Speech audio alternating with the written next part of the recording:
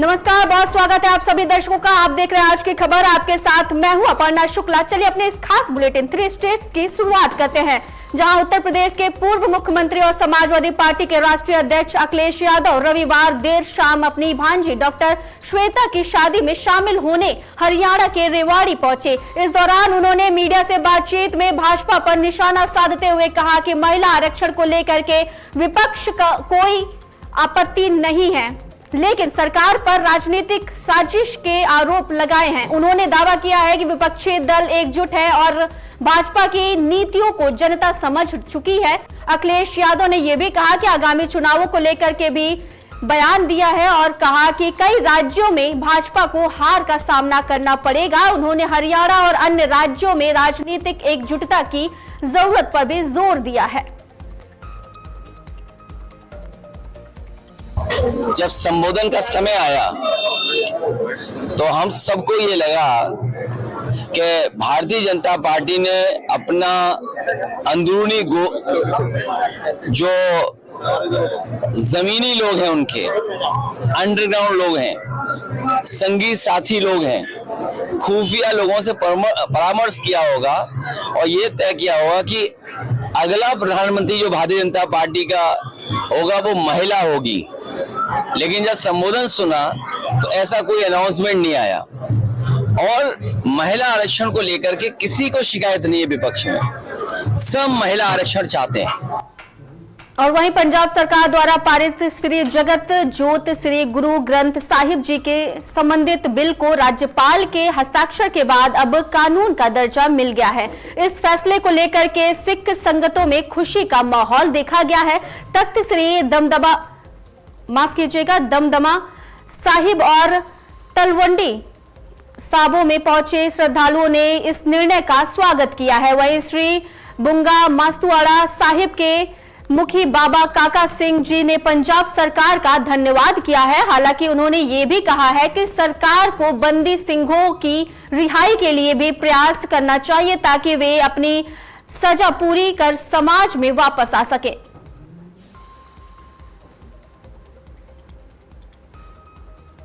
देखो जी श्री गुरु ग्रंथ साहब की बेअदबी लगातार थम नहीं रही।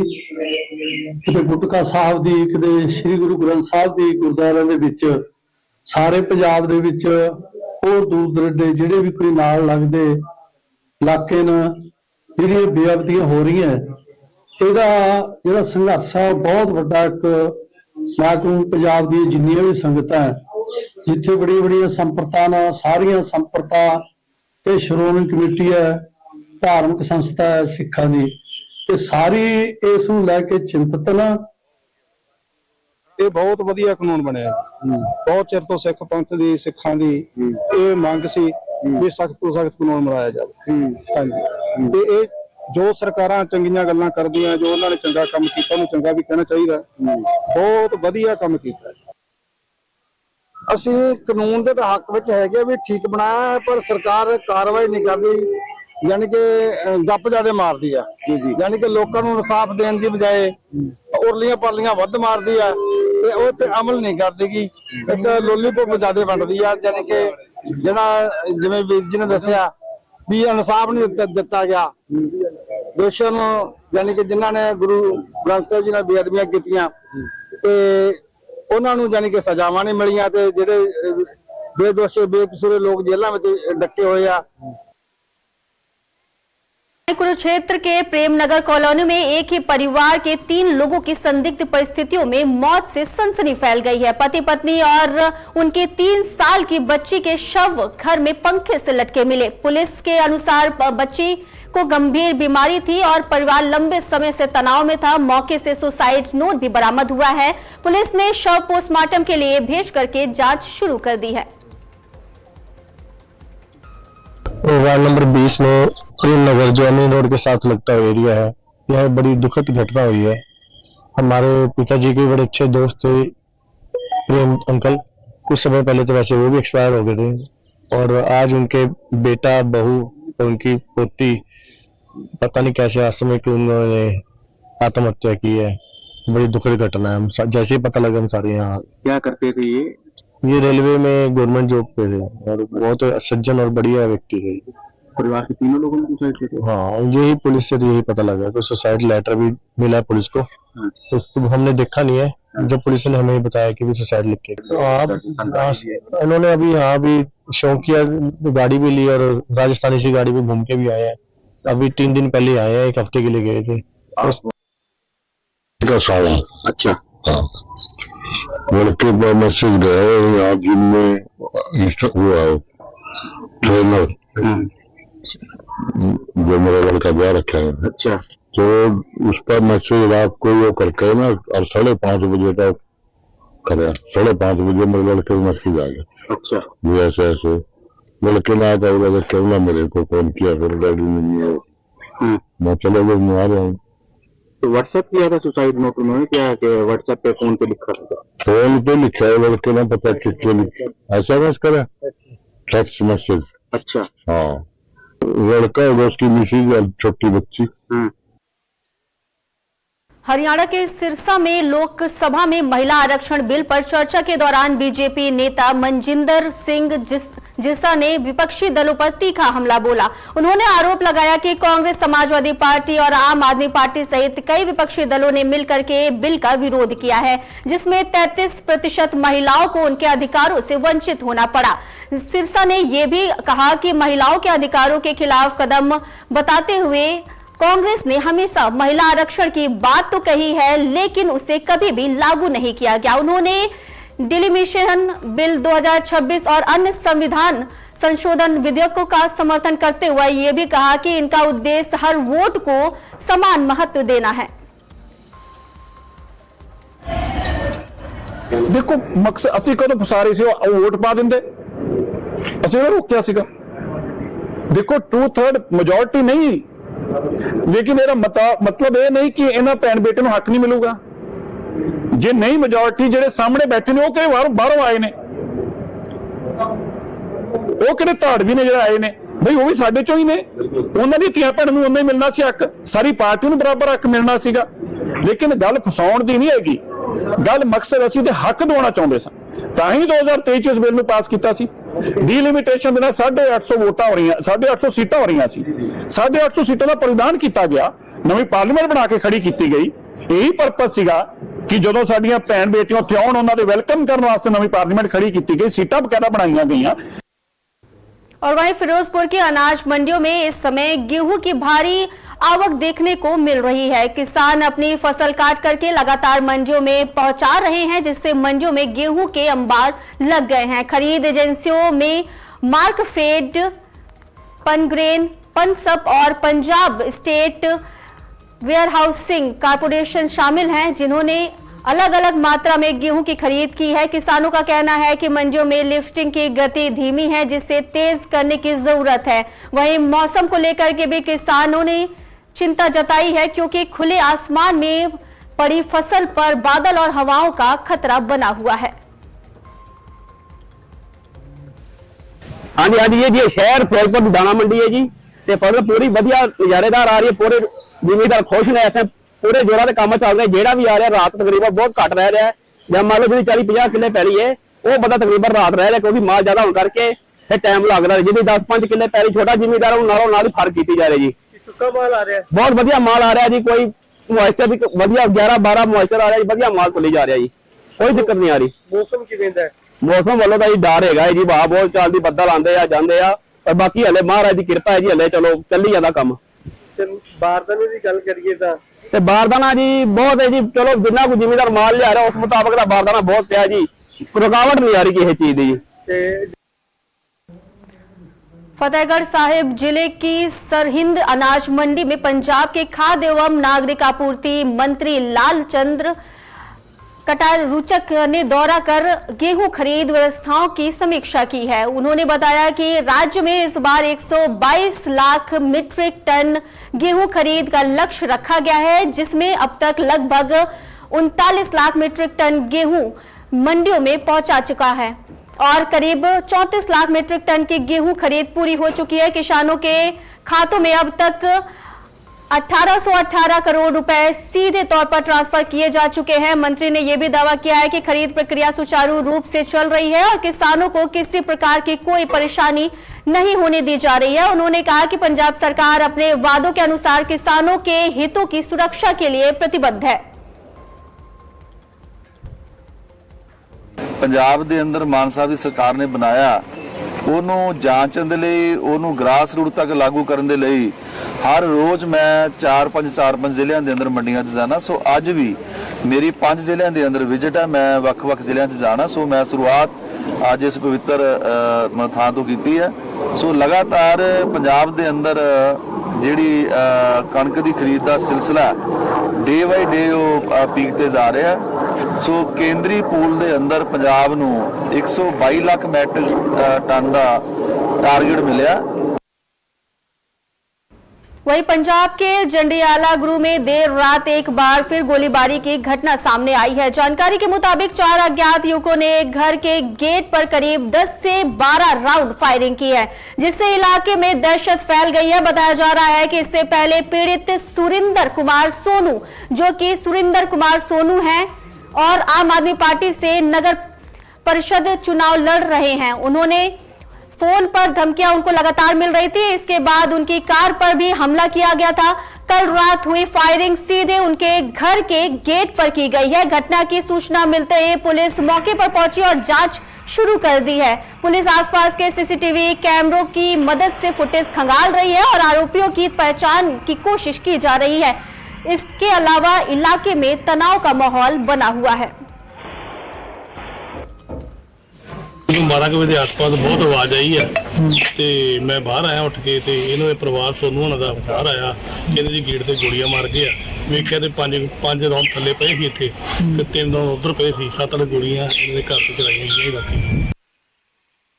सर पहचान से नहीं आए क्योंकि इन्होंने मुंह बन्ने हुए थे। रात कोई 12 बजे टाइम से 4 जाने 2 बाइक ते सवार होके आए। जिस तक मैं वेखने की कोशिश की अपने उसे नंबर प्लेट भी नहीं दिखी तो वो बस टबर 2 गोलियां इस गेट से दूसरे नाल वाले गेट से 4-5 गोलियां इधर 4-5 उधर गेट से तो 2-3 आवाज पाया 12-14 फायर। हिमाचल प्रदेश के बिलासपुर के पंचगाई क्षेत्र में विद्युत बोर्ड द्वारा स्मार्ट मीटर लगाए जाने को लेकर के विवाद गहराता हुआ नजर आ रहा है। स्थानीय लोगों, दुकानदारों और युवा नेता एवं समाज सेवी रोहित ठाकुर के नेतृत्व में जोरदार विरोध प्रदर्शन किया गया। प्रदर्शनकारियों ने आरोप लगाया है कि विद्युत बोर्ड के कर्मचारी बिना सहमति के दुकानों में स्मार्ट मीटर लगा रहे हैं, जिससे व्यापारियों में भारी रोष है। लोगों ने इसे जबरन कार्रवाई बताते हुए तुरंत रोकने की मांग की है। युवा नेता रोहित ठाकुर ने कहा कि यदि किसी दुकानदार की अनुमति के बिना इस तरह की कार्रवाई जारी रही तो ये लोकतांत्रिक अधिकारों का उल्लंघन होगा। उन्होंने चेतावनी दी है कि मांगे नहीं माने गए तो जिला मुख्यालय में बड़ा आंदोलन किया जाएगा।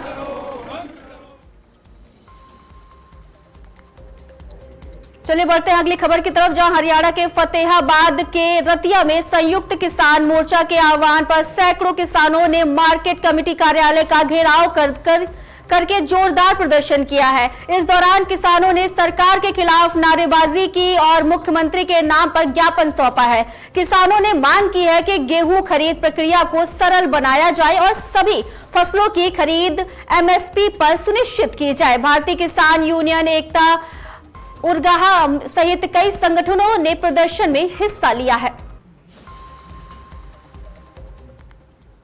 आज संयुक्त किसान मोर्चा की काल पे पूरे हरियाणा के अंदर जो मार्केट कमेटियों के सचिव हैं उनके गेट के ऊपर प्रदर्शन है, विरोध है, कहीं कहीं तालाबंदी भी है जहां मंडियों में फसलें अभी तक उठान नहीं हुआ।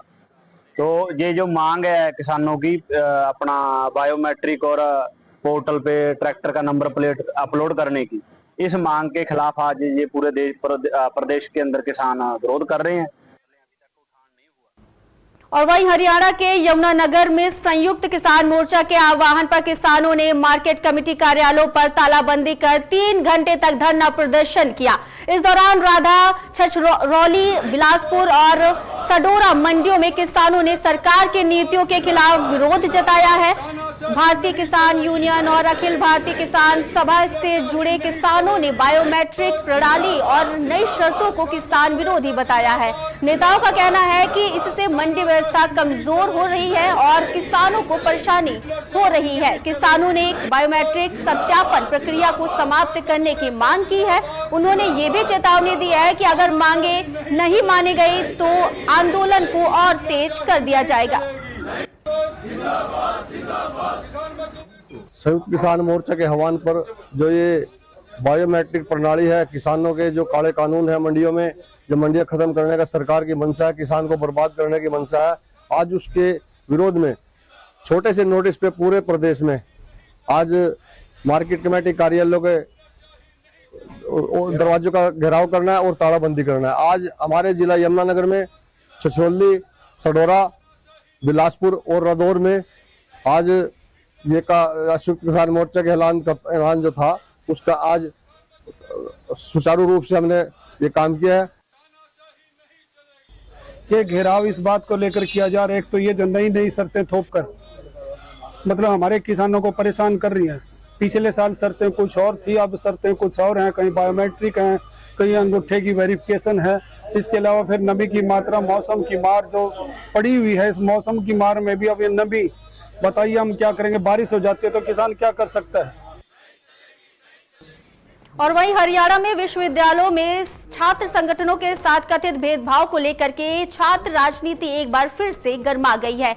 भिवानी के बंसीलाल विश्वविद्यालय में इंसो और NSUI ने संयुक्त छात्र महापंचायत कर विरोध जताया है। छात्र संगठनों का आरोप है कि ABVP जैसे संगठनों को कार्यक्रम की अनुमति दी जाती है, जबकि विपक्षी दलों से जुड़े छात्र संगठनों को रोक दिया जाता है। उन्होंने इसे लोकतंत्र के खिलाफ बताया है और महापंचायत में हिसार के मामले में इंसो पदाधिकारियों पर दर्ज केस वापस लेने की भी मांग उठाई है। NSUI प्रदेश अध्यक्ष अविनाश यादव ने भी भेदभाव का आरोप लगाते हुए वीडियो जारी किया है। आज हमारे चौधरी बंसीलाल विश्वविद्यालय के प्रांगण में छात्र पंचायत का आयोजन किया गया है। इसमें विभिन्न संगठनों के छात्रों ने पार्टिसिपेट किया और साथ साथ आम छात्रों ने पार्टिसिपेट किया है। जो हमारे जेडीयू में जो हमारे इंसो के साथियों के साथ अन्याय हुआ है उसके खिलाफ विभिन्न संगठनों ने और हम हर वर्ग के आदमी इस चीज में हमारा सपोर्ट कर रहे हैं, हमारे समर्थन में आ रहे हैं।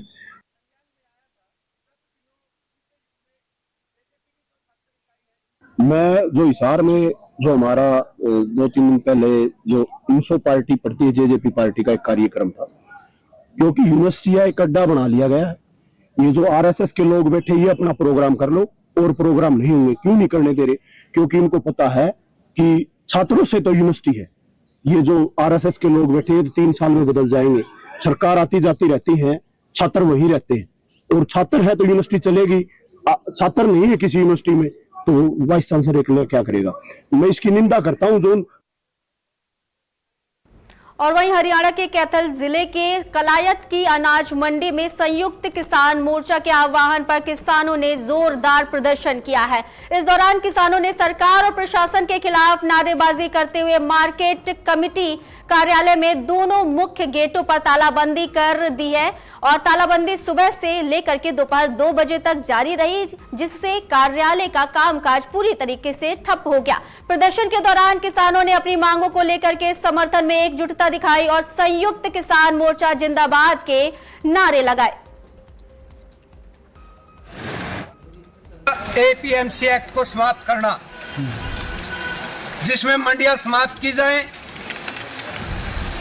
दूसरा था उसमें जरूरी वस्तु अधिनियम, कुछ राशन, कुछ सब्जियां, कुछ मसाले, एक क्राइटेरिया बना करके उनको ये कह दिया कि ये चीजें आवश्यक रूप से या इमरजेंसी के समय ये चीजें आवश्यक है, इनको रखना पड़ेगा। और वहीं पंजाब के लुधियाना के ताजपुर रोड स्थित संजय गांधी कॉलोनी में पुरानी रंजिश को लेकर के दो गुटों के बीच में देर रात हिंसक झड़प हो गई। इस दौरान दोनों पक्षों ने एक दूसरे पर ईंट पत्थर से हमला किया, जिसके बाद फायरिंग भी शुरू हो गई है। ये घटना रात करीब 11:30 बजे से 12 बजे के बीच में हुई, जब लगभग 35 से 40 युवक मौके पर जमा हो गए और इलाके में हंगामा मच गया। फायरिंग और पथराव के चलते स्थानीय लोगों में दहशत फैल गई। सूचना मिलने पर पुलिस मौके पर पहुंची और जांच शुरू की। पुलिस ने मौके से 2 खाली कारतूस बरामद किए हैं और सीसीटीवी फुटेज खंगाली जा रही है। ਗੱਡੀ ਖੜੇ ਨੂੰ ਲੈ ਕੇ ਪਹਿਲਾਂ ਲੜਾਈ ਝਗੜਾ ਸੀ, ਪੁਰਾਣੀ ਰੰਜਿਸ਼ ਸੀ। ਅੱਜ ਅਸੀਂ ਇਕੱਠੇ ਹੋ ਕੇ ਬਸ ਦੋਨੋਂ ਧਿਰਾਂ ਨੇ ਇਕੱਠੇ ਹੋ ਕੇ ਇੱਕ ਦੂਜੇ ਸਿੱਟ ਪੱਥਰ ਚਲਾਏ। ਅੱਛਾ ਜੀ ਜੀ ਕਿਹੜੇ ਗੁੱਟ ਸੀਗੇ ਸਰ ਇਹਨਾਂ ਦਾ ਕੋਈ ਨਾਮ ਪਤਾ ਲੱਗਿਆ? ਇੱਕ ਧਿਰ ਪਾਸੋਂ ਪਤਾ ਲੱਗਿਆ ਆਸ਼ੀਸ਼ ਮੁੰਡਾ, ਹਾਂਜੀ। ਦੂਜੇ ਧਿਰ ਪਿੱਛੋਂ ਗਰੇ ਵਾਲਾ ਮੁੰਡਾ, ਉਹਨੇ ਬੰਦੇ ਬੁਲਾਏ ਸੀ, ਇਧਰੋਂ ਇਹਨੇ ਬੁਲਾਏ ਹੋਏ ਸੀ। ਦੋਨੋਂ ਧਿਰਾਂ ਦੇ ਆਪਸ ਸਰ ਕਿੰਨੇ ਕੁ ਨੌਜਵਾਨ ਸੀਗੇ, ਕੁਝ ਪਤਾ ਲੱਗਿਆ ਜੀ ਹਜੇ ਤੱਕ? ਦੱਸਣ ਮੁਤਾਬਕ 30 ਤੋਂ 40 ਮੁੰਡੇ ਸੀ। गुरुग्राम के सेक्टर 9B स्थित एक्रूक्रेट इंटरनेशनल स्कूल में सीबीएसई की फर्जी मान्यता दिखा करके छात्रों और अभिभावकों से धोखाधड़ी के मामले में पुलिस ने बड़ी कार्रवाई की है। क्राइम यूनिट मानेसर ने स्कूल की प्रिंसिपल रिद्धिमा कटारिया को गुजरात से गिरफ्तार किया है। मामला 18 फरवरी 2026 को दर्ज शिकायत के बाद सामने आया, जिसमें आरोप था कि स्कूल में फर्जी एप्लीकेशन नंबर दिखा करके एडमिशन लिया और फीस के नाम पर मोटी रकम वसूली। जांच में खुलासा हुआ है कि स्कूल के पास केवल 8वीं कक्षा तक की मान्यता थी, लेकिन 10वीं कक्षा के नाम पर दाखिले लिए जा रहे थे। इस पूरे मामले में सेक्टर 9 पुलिस स्टेशन में एक परिवार के द्वारा एक शिकायत दी गई थी कि उनका बच्चा एक प्राइवेट स्कूल में 10वीं क्लास में पढ़ता था और एग्जाम टाइम पे उनको मालूम हुआ कि उस स्कूल के पास बोर्ड की सीबीएसई बोर्ड से 10वीं क्लास के एग्जामिनेशन के लिए कोई मान्यता नहीं थी। पुलिस के द्वारा इसमें एफआईआर रजिस्टर की गई थी। एफआईआर रजिस्टर करने के बाद इसमें पहले ही जो स्कूल के डायरेक्टर थे उनको गिरफ्तार किया जा चुका था। तो इसमें कल गुरुग्राम पुलिस के द्वारा जो स्कूल की प्रिंसिपल है, उनका नाम रिद्धिमा है और गुरुग्राम की रहने वाली है, उनको भी इस केस में गिरफ्तार किया गया है। और वहीं हरियाणा के कुरुक्षेत्र यूनिवर्सिटी में हुए एक कार्यक्रम के दौरान हंगामा और प्रॉपर्टी को नुकसान पहुंचाने के मामले में यूथ जजपा अध्यक्ष दिग्विजय चौटाला समेत कई नेताओं पर एफआईआर दर्ज की गई है। ये कार्रवाई यूनिवर्सिटी के चीफ सिक्योरिटी ऑफिसर की शिकायत पर की गई है। मामला 7 अप्रैल को डॉक्टर आर के सदन में हुए चर्चा कार्यक्रम से जुड़ा हुआ है, जिसमें 300 से 400 लोग शामिल हुए थे। आरोप है कि कार्यक्रम के दौरान राजनीतिक भाषण दिए गए और माहौल बिगड़ा, जिससे छात्रों के बीच तनाव पैदा हुआ। इस दौरान करीब 80 कुर्सियां तोड़ी गई और अन्य संपत्ति को भी नुकसान पहुंचा। और वहीं पंजाब के भुच्चो मंडी स्थित माता चिंतपूर्णी मंदिर में सालाना जागरण श्रद्धा और धूमधाम के साथ मनाया गया। इस मौके पर पूरे पंजाब से बड़ी संख्या में संगत पहुंची और जय माता दी के जयकारों से पूरा वातावरण भक्तिमय हो गया। जागरण में नामी कलाकारों ने भजन और गायन प्रस्तुत किया और जिन पर श्रद्धालु ने देर रात तक नाचते झूमते हुए नजर आए। खास तौर पर मोड़ मंडी की संगत 81 वाहनों के काफिले के साथ आयोजन में शामिल हुए, जिससे कार्यक्रम की रौनक और भी ज्यादा बढ़ गई। आयोजकों ने श्रद्धालुओं के लिए लंगर सहित सभी आवश्यक व्यवस्थाएं भी सुनिश्चित की थी। और वहीं पंजाब सरकार द्वारा युवाओं को खेलों की ओर प्रेरित करने के लिए, नशे से दूर करने के लिए कई प्रयास किए जा रहे हैं, लेकिन नाभा में स्थित एकमात्र सरकारी स्पोर्ट्स ग्राउंड को लेकर के विवाद अब खड़ा हो गया है। नाभा रिपुदमन स्पोर्ट्स ग्राउंड में मेला लगाए जाने की तैयारी से खिलाड़ियों और कोचों में नाराजगी है। ग्राउंड में झूले और अन्य सामान को लेकर के भी ट्रक पहुंचा, जिससे मैदान को नुकसान पहुंचने की भी बात सामने आ रही है। कोच कुणाल और स्थानीय खिलाड़ियों का कहना है कि ये शहर का इकलौता खेल मैदान है जहां सैकड़ों युवा रोजाना अभ्यास करते हैं, लेकिन अब करीब 1 महीने तक उन्हें खेलने की जगह नहीं मिलेगी।